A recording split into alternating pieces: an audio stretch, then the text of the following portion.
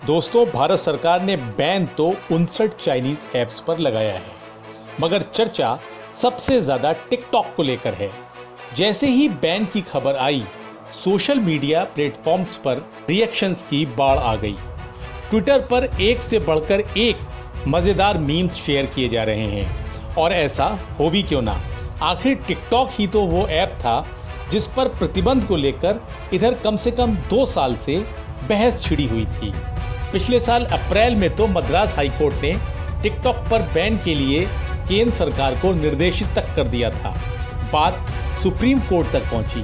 फिलहाल कानूनी लड़ाई में टिकटॉक वाले अपने ऐप को बनाए रखने में कामयाब रहे। कभी अश्लील कंटेंट तो कभी नफरत फैलाने वाले वीडियोस, तो इस बीच मुसलमानों और कोरोना से जुड़े वीडियोस, इन सब को लेकर टिकटॉक विवादों में घिरा रहा। दोस्तों, हमारे देश में इस चाइनीज ऐप को लेकर इतना रिएक्शन आखिर क्यों है और हमेशा क्यों रहा है, पहले ये समझ लीजिए। किसी भी ऐप की लोकप्रियता का पैमाना उसका यूजर बेस होता है, और टिकटॉक बैन होने का चीनी कंपनी पर क्या असर होने जा रहा है, ये बात आप इससे समझ सकते हैं कि चीन से बाहर भारत टिकटॉक के लिए सबसे बड़ा बाजार था। अब इसे हमारे युवाओं की बेरोजगारी का असर कहें, या टिकटॉक पे वीडियो बनाकर स्टार बनने की गांव देहात तक मची होड़। पिछले साल यानी 2019 में भारतीयों ने 5.5 अरब घंटे, जी हाँ 5.5 अरब घंटे टिकटॉक चलाया। ये 2018 के मुकाबले 6 गुना ज्यादा था। मोबाइल और data analytical firm app any के मुताबिक एंड्रॉयड यूजर्स ने साल 2018 में 900 मिलियन 9 करोड़ घंटे ही टिकटॉक चलाया था। ताज़ा आंकड़े तो फिलहाल उपलब्ध नहीं हैं, मगर आप खुद ही अंदाज़ा लगा सकते हैं कि पिछले 3 महीने में लॉकडाउन में भारतीयों ने कितना वक्त टिकटॉक पर बिताया होगा। हो सकता है 2019 के 5.5 अरब घंटे का रिकॉर्ड इस साल 6 महीनों में ही टूट गया हो। बता दें कि ग्रोथ के मामले में टिकटॉक ने अपने फेसबुक जैसे प्रतिद्वंदी को भी पीछे छोड़ दिया है।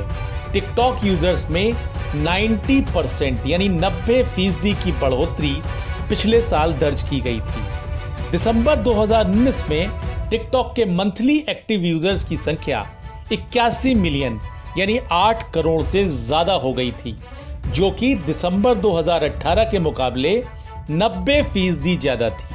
90%, जी हाँ दोस्तों, 90% ज्यादा 2018 के मुकाबले।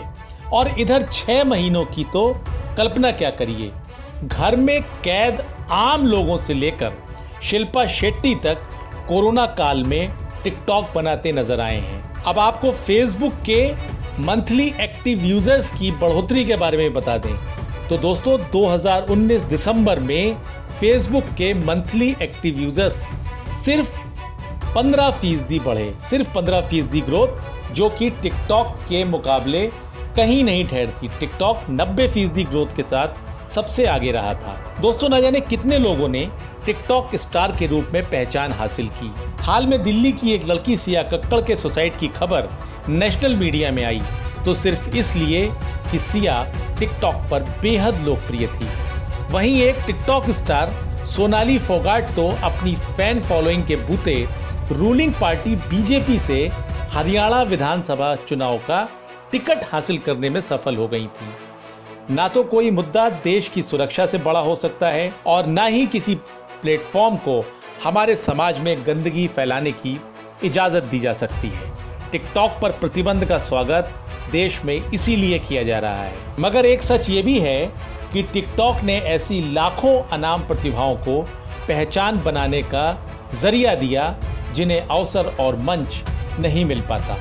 अब देखना होगा कि टिकटॉक के विकल्प के तौर पर कोई दूसरा ऐप उतना ही सफल हो पाता है या नहीं। Desk report, Rajsatta express.